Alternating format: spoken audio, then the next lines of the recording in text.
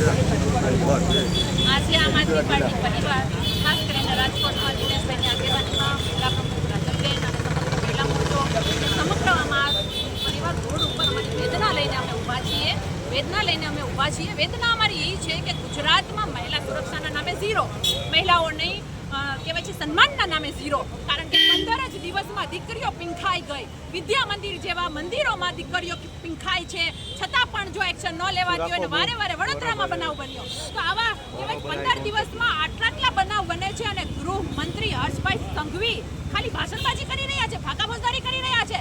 શરમ આવી જોઈએ. તમારો એક ઇન્સિડન્ટ બને છે, તમારી સંવેદનાઓ બહાર આવી રહી છે, તો બીજો ઇન્સિડન્ટ બને કઈ રીતે? તમારી પાસે વ્યવસ્થા કેમ નથી? આ સવાલ મારે એને પૂછવો છે. અને અહીંયા અમે રોડ ઉપર મારી વેદના લઈને ઊભા છીએ. અને ખાસ કરીને મારે એ કહેવાનું છે કે જે મંત્રી સંત્રી બેઠીને ભાજપના ચોલા પહેરીને જે મહિલાઓ બેઠી છે ને, જે મારી બહેનો બેઠી છે ને, દુઃખ થાય છે કે બહેનો આપણી ઘરે પણ મા બેન દીકરીઓ છે.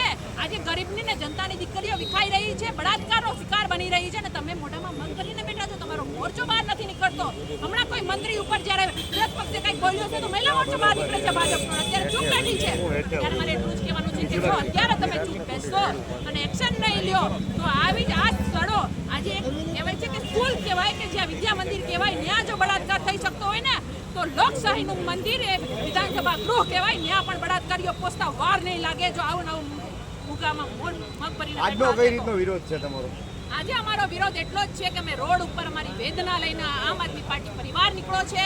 અમારી વેદના છે કે હર્ષભાઈ સંઘવી રાજીનામું આપો, તમે ન સંભાળી શકતા હોય તો.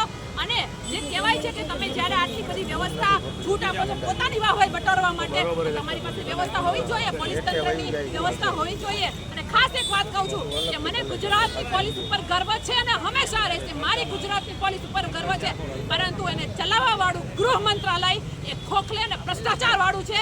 એને સુધારવાની જરૂર છે અને વ્યવસ્થા પૂરી પાડવાની જરૂર છે. બીજા ત્રીજા કામો ન આપવાને બદલે સુરક્ષાના કામોમાં એને વળગાડવાની જરૂર છે. અને વિરોધ પક્ષ જ્યારે વિરોધ કરતું હોય ને ત્યારે પોલીસ તંત્રનો સમય ન બગાડે અને પોતાને એને ક્રિમિનલોને પકડવા માટે મોકલવા જોઈએ. આ ભાવના અને આ લાગણી અમે અહીંયા તમારા સામે વ્યક્ત કરીએ છીએ અને એમના સુધી પહોંચાડીએ છીએ અને આવેદનપત્ર આપીને અમે આ વાત સરકાર સુધી પહોંચાડીશું.